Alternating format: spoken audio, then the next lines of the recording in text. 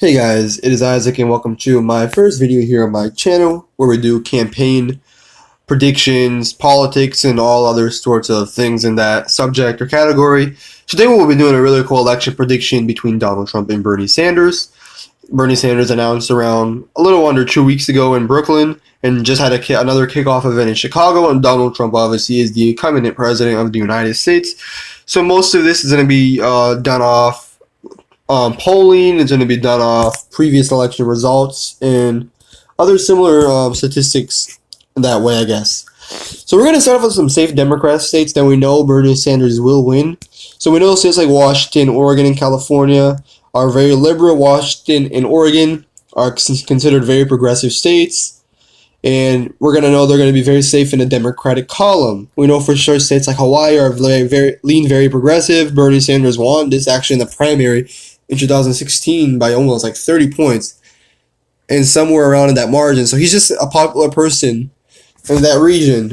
And we know in the Northeast he's going to do well. Places like D.C., Maryland, Delaware, New Jersey, this whole entire voting bloc, we know already will go to Bernie Sanders, including Vermont, his home state. So we know these states will go for him. We can also easily give a state like New York to a candidate like Bernie Sanders. And I'm going to leave Virginia as a toss-up for now just because of the recent Ralph Northam his scandal. I would still favor Bernie Sanders, but I do think if Trump can bring that up and capitalize on it on the campaign trail, it can have an effect on who's going to win. And I forgot to add Illinois to here, and I might add a few states that I forgot as I'm going. Let's fill some safe Republican states now. Well, we know Alaska will be a safe Republican state. Idaho, Montana, Wyoming, Utah. I'm going to leave Arizona blank. And I forgot, I'm going to add Colorado. I'm not going to leave Colorado as a toss-up state. I'm going to leave it actually as a likely. It's voted Democrat in the last few elections. And it really hasn't voted for Republicans since all the way back to George Bush. And I just think, especially with a state that's become very progressive in the last couple years, Bernie Sanders, I think, will not have an issue winning here. And I was going to leave New Mexico as a toss-up. And I'm not sure if I should leave it or not because Bernie Sanders statistically does struggle with minority voters, with African Americans and Hispanics. And again, Trump's approval rating is still very poor with Hispanics, which is pretty average for Republicans. But compared to most Republicans, compared to most of them, his approval rating is actually decently well, and it's went up since he's become president. And I think that he can increase that if he can maybe become more lax on immigration, which we don't know if he will, but he was willing to negotiate on things like DACA with Democrats when it came down to the border wall proposal. So I'm going to leave New Mexico as a toss-up for now. Again, I'd still favor Bernie Sanders, but I do think with that type of factor of him struggling with minorities and Trump kind of getting a little bit of a rise in Hispanic support in the last couple of months, even close to a year, I do think it could throw up to toss-up contention. And we have to remember, during the 2016 election, he only lost by 8 points, which sounds like a lot, but it's really not a lot for a state that's majority Hispanic. And he really ran on this not really anti-immigrant, but very anti-illegal immigrant. And when you look at during the 2016 elections, obviously he did not have a very high amount of Hispanic support. So the fact that it was even within less than 10 points is pretty surprising. And his support has only went up since then among Hispanic communities and Hispanic demographics. So I do think that's my reasoning for leaving it as a toss-up state. We're also going to go over here and put states like North Dakota, South Dakota, Nebraska, Kansas, Oklahoma, and Texas. I would still think it would be a little bit closer, but I'd still expect the Republicans to win here. I don't think Bernie Sanders connects with the type of voters over here. Beto O'Rourke came close, but Beto O'Rourke, by the end of it, he started off kind of with this progressive campaign, but it kind of really just turned into a more of a moderate campaign by the end of it. He kind of left off the Medicare for all kind of message by the time he got to the end of it. And I just don't think the type of voters that Bernie Sanders appeals to gives enough for him to flip Texas, even among Texas Democrats. He's kind of goes to the more blue-collar, hard-working voters, as you see it here more in the Rust Belt states. So I'm going to leave Texas as a likely Republican state. I don't think it will really be a state possible to flip until 2024 or 2028. Until more Hispanic population grows and a candidate out of the Democrat side that will have more Hispanic support. So let's go on to more safe Republican states. Missouri will be safe. We know Arkansas, Louisiana, and the whole entire South, excluding Georgia and North Carolina. We're going to leave Tennessee obviously, for our Republican column. Kentucky, West Virginia, and Ohio, I'm going to still leave, obviously, as a toss-up. So we're going to put that back into the toss-up column. And then we're going to go up here into the Northeast. I'm actually going to favor Bernie Sanders. I forgot to put Maine. Not going to be all of Maine. But he will carry both 2 congressional districts. Trump will carry 1. And I'm actually going to try to fix this really quick. Let me see which one. Trump should get the one in the back. So Trump will get the kind of the rural central part of Maine. That will make sense. Bernie Sanders will get more of the coast and Maine at large, which will always tend to favor Democrats in elections. And then this is the states that we have left. We have New Hampshire, Florida, Georgia, North Carolina, Virginia, Pennsylvania, Wisconsin, Minnesota, Iowa, Indiana. I forgot to add to the Republican column. We know this will go Republican. And if we look over here now, on the West Coast, Nevada, Arizona, and New Mexico. So let's just move west to east and see where it takes us. With Nevada, I'm going to favor this and give it to Bernie Sanders. I do think he will win in a margin somewhere between 2 to 5 points. It's been going Democrat comfortably. Not comfortably, but it's been going to the Democrats' column for a couple of election cycles now, since Barack Obama's first term. And Hillary Clinton was not a very popular candidate. Of course, Trump wasn't either, but she still won by a okay margin, a few points. And Bernie Sanders brings more of a populist message. I think he's going to do good in a state like Nevada with not only just rural people in smaller parts of the state that don't feel represented, and even in Las Vegas, where there's a lot of working class families as well outside of in the tourism business. And I do think he can connect with those people. I don't really see much of Trump's base in this state, so I favor Bernie Sanders. Arizona, I will still give to Trump. I do think it will be very close, but I would not see him winning in this. I would not see Bernie Sanders winning in the state. I just think still it leans right. And you can say, how about Kristen Sinema, who was just elected to the Senate of a Democrat? She ran a very, very, very moderate policy. I mean, at this point, almost a centrist independent policy, excluding a few issues, and she still barely scratched out a win. And I just think in Arizona, Trump is still going to be able to edge out that state. Again, I think this state will really become a purple state in 2024. And then going into New Mexico, even with all the struggles and even with all the issues Bernie Sanders will have with minorities, I do think at the end of the day, New Mexican voters will come to his cause and join him. And I think he'll definitely campaign in the state. And I think his support will surge by the time he gets to the mid-election. Got a mid-election cycle past the primaries, maybe even before the convention, when he knows he's going to be the nominee. So I do think he'll win New Mexico. I think it will be a much closer margin than Hillary Clinton. I'd probably chop it in half, somewhere between 4 to 5 points. But I think he'll come out and edge out the state. So that right now leaves the electoral map 176 to Donald Trump and 205 to Bernie Sanders. So he's in the lead. So now let's move on towards the southeast. I do think Trump will edge out Florida. Main reasons was the 2018 midterms. Bernie Sanders' back candidate, Andrew Gillum, he campaigned for him. He even kind of tweeted about him, gave all the kind of praise possible, and kind of give Andrew Gillum the support of someone with higher name recognition like Bernie Sanders. And he still lost to Ron DeSantis, a Trump-backed candidate. And not just that, but Democrats also lost in the Senate race in Florida against Rick Scott. Bill Nelson was an incumbent holding a seat since essentially the mid-1980s. And Bill Nelson lost his seat to Rick Scott. Rick Scott unseated him. Of course, both of these races were very close margins. Both of these candidates were Trump-backed, and they both won in what was considered a Democratic wave year, where they took the House, they got a lot of governorships, and they weren't able to get the Senate, but Democrats took the House and got a lot of governorships that they didn't have previously.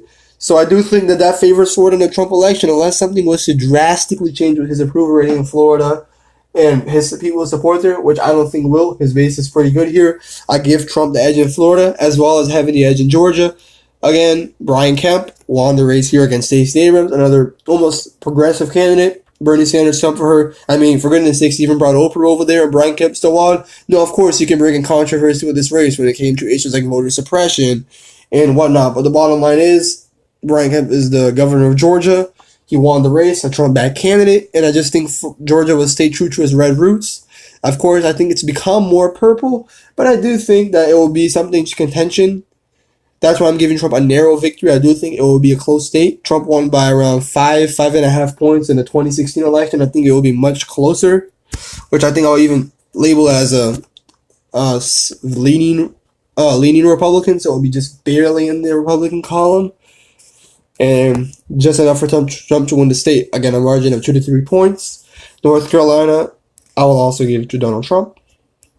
It will not be by a lot, but the last time any Democrat won North Carolina was in 2008, Barack Obama. Mitt Romney won against Obama, which says something, because Barack Obama isn't still, like, approval rating wise, a very popular president, and Mitt Romney was not considered the strongest of candidates to run on the Republican nomination, and he still won North Carolina. Donald Trump won North Carolina in 2016, and I don't see where that changes for Bernie Sanders. Again, his base is not in a state like North Carolina. That's just not where his base connects. Even in the rural areas of the state, he's going to connect more in states like West Virginia. He's going to connect in states more like Michigan, Wisconsin, and I just think that Trump will win out in this state. And then going up here to Virginia, I do think Bernie Sanders will still carry the state. I do think it will be closer. Trump only lost the state by a few points. It was not that bad against Hillary Clinton. And even with this Ralph Northam scandal, I do think that Trump can bring it up and can make the race closer, but I'm still going to favor Bernie Sanders, as well as favoring him in a state like New Hampshire.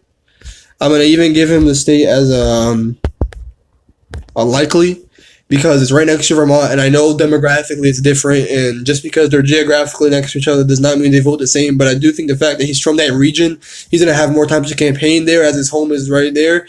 And in terms of the people that live there, the lifestyle, a lot more rural, a lot more working class, I think is going to connect very well with those voters. And that's going to be said also with Pennsylvania. I give him the state of Pennsylvania. I think it will be close. But again, this is his bread and butter. Trump won Pennsylvania because he had the rural support. That was his base in Pennsylvania. He knew he was not going to win in the suburbs, especially with suburban women, a group he has struggled with.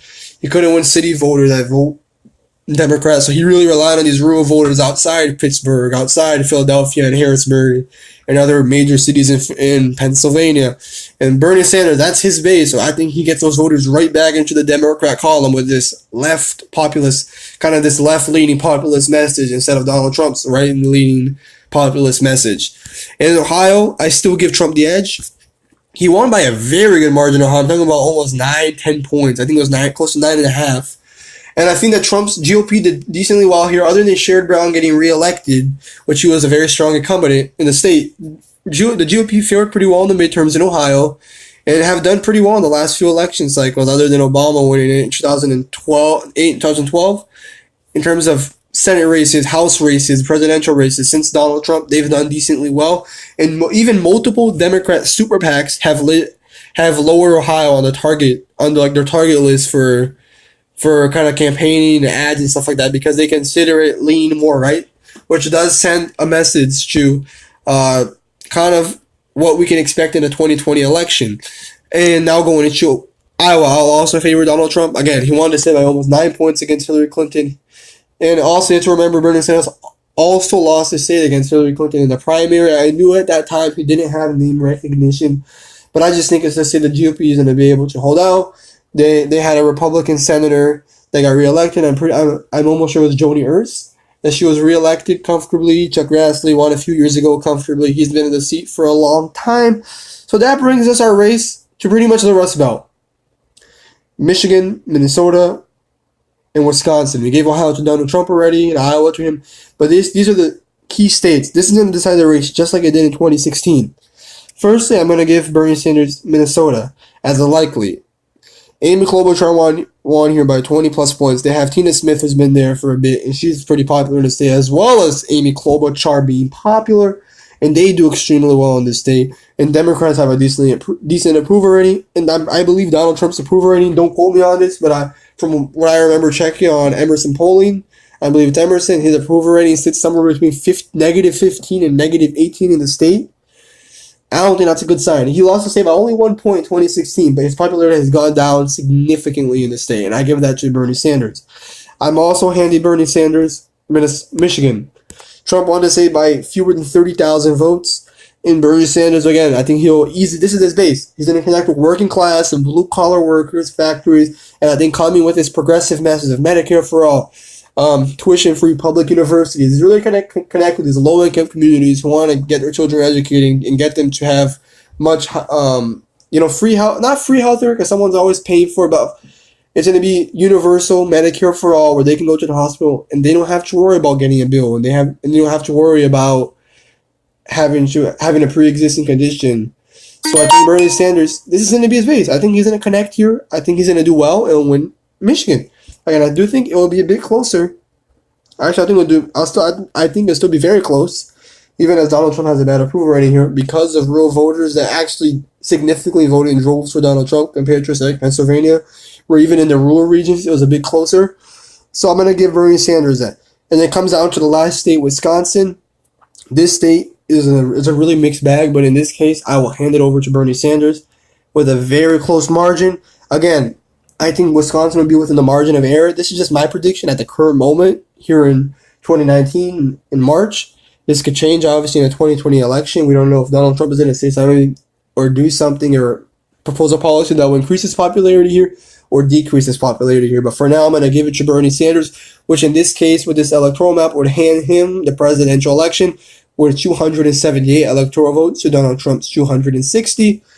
He wins back the Rust Belt in this case. And, I think a best case scenario for Donald Trump in 2020 would him be able to reflip Virginia and possibly a state like Nevada or New Mexico, which can I think it would make it more difficult. So, for example, let's say he had Virginia, it drops Bernie Sanders right back to 265, and then this gives him the election. But for now, we're going to give it to Bernie Sanders.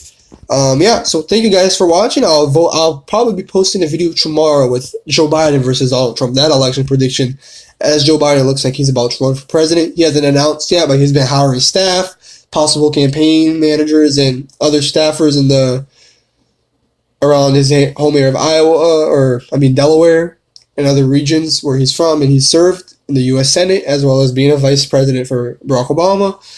So that video will probably come out tomorrow. Thank you guys for watching.